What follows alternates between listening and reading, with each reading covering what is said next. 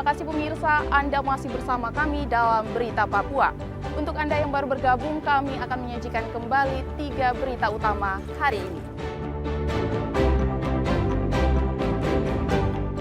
Mengamankan keributan seorang polisi di Kabupaten Asmat, tewas dianiaya pelaku.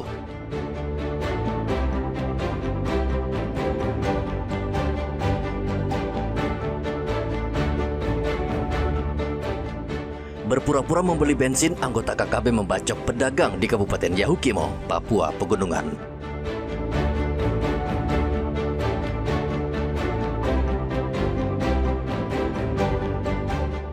Kasus kriminal tinggi dalam 2 pekan, ratusan mahasiswa tuntut jaminan keamanan dari pemerintah dan polisi.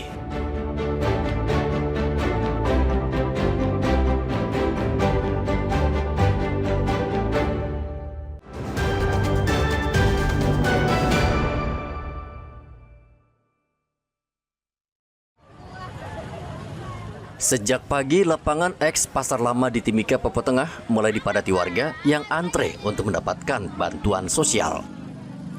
Bantuan disalurkan melalui kantor pos bekerja sama dengan Dinas Sosial Kabupaten Mimika. Setiap warga yang datang diwajibkan membawa KTP dan surat keterangan penerima dari kelurahan.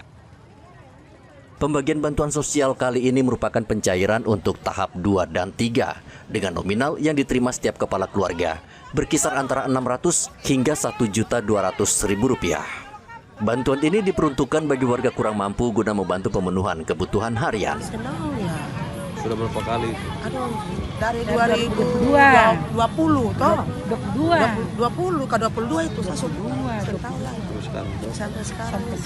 Makanya saya minta terima kasih buat Bapak Presiden yang baru sudah kasih kita bantuan menyangkut uang maupun beras toh.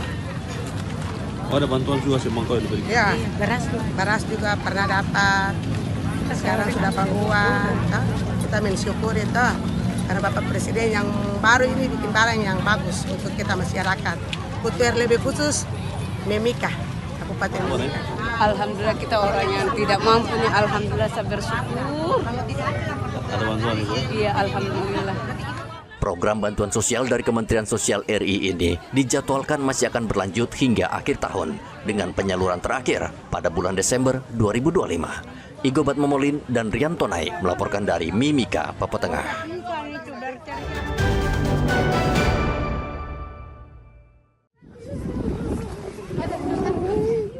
Kasus pembunuhan terhadap Kiki yang terjadi pada pekan lalu masih menjadi perhatian serius pihak kepolisian. Hingga kini Polres Merauke terus melakukan penyelidikan secara maraton untuk mengungkap pelaku di balik peristiwa tragis tersebut. Berdasarkan hasil pemeriksaan terhadap barang bukti, alat bukti, dan sejumlah keterangan saksi, penyidik menyimpulkan bahwa pembunuhan tersebut diduga telah direncanakan dengan matang oleh pelaku. Kapolres Merauke AKBP Leonardo Yoga mengatakan pihaknya masih terus mendalami berbagai temuan di lapangan untuk memastikan motif serta pihak-pihak yang terlibat. Artinya dari sisi tipikal kejadian ini, kemudian kami melakukan olah TKP dan beberapa barang bukti juga kita dapatkan. Ini adalah tipikal kasus pembunuhan berencana. Dan untuk sampel barang bukti telah kita kirim ke lapor. Ini kita masih menunggu ya hasil analisa dari laboratorium forensik di Makassar. Polisi juga meminta dukungan masyarakat agar turut membantu memberikan informasi yang dapat mempercepat proses penyelidikan kasus ini. Untuk mempercepat proses penyelidikan, Polres Merauke mengirim sebanyak 62 sampel barang bukti ke Pusat Laboratorium Forensik Polri di Makassar. Pengiriman sampel tersebut merupakan langkah penting untuk memastikan unsur pidana dalam kasus yang menggegerkan masyarakat ini. Anak tunarungu tewas Senin pekan lalu usai diculik dari dalam rumahnya. Peristiwa ini membuat geger warga Merauke. Muhammad Ridwan dan Rian Tonai melaporkan dari Merauke, Papua Selatan.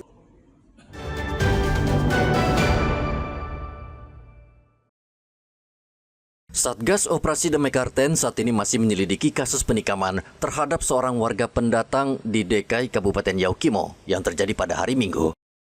Dari rekaman CCTV saat kejadian ada 3 pria tak dikenal mendatangi kios korban di Jalan Elit Distrik Dekai, Kabupaten Yaukimo. Para pelaku berpura-pura membeli bahan bakar.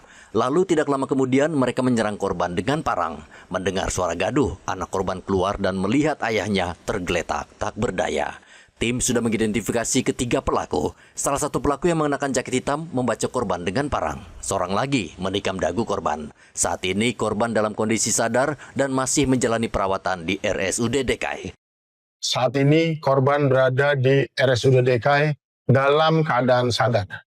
Hasil visum korban mengalami luka parah akibat serangan senjata tajam. 1 luka tusuk pada dagu sebelah kanan, 1 luka gores di bagian leher bagian belakang. Menurut keterangan saksi, 3 orang pelaku mendatangi kios bensin milik korban dengan berpura-pura sebagai pembeli. Tanpa diduga, para pelaku kemudian menyerang korban secara membabi buta. Dari rekaman CCTV yang diperoleh, terlihat jelas bagaimana para pelaku melakukan aksinya. Salah seorang pelaku bahkan terekam menusuk korban dengan parang. Usai melakukan penyerangan, para pelaku melarikan diri. Diduga, aksi ini dilakukan oleh simpatisan kelompok kriminal bersenjata Kodap 16 Yaukimo sebagai upaya memicu instabilitas keamanan di wilayah Yaukimo. Satgas Operasi Damai Kartens menduga para pelaku adalah simpatisan KKB. Mereka kerap menyerang warga sipil untuk menciptakan rasa tidak aman di wilayah tersebut. Arthur dan Rian Tonai melaporkan dari Yaukimo, Papua Pegunungan.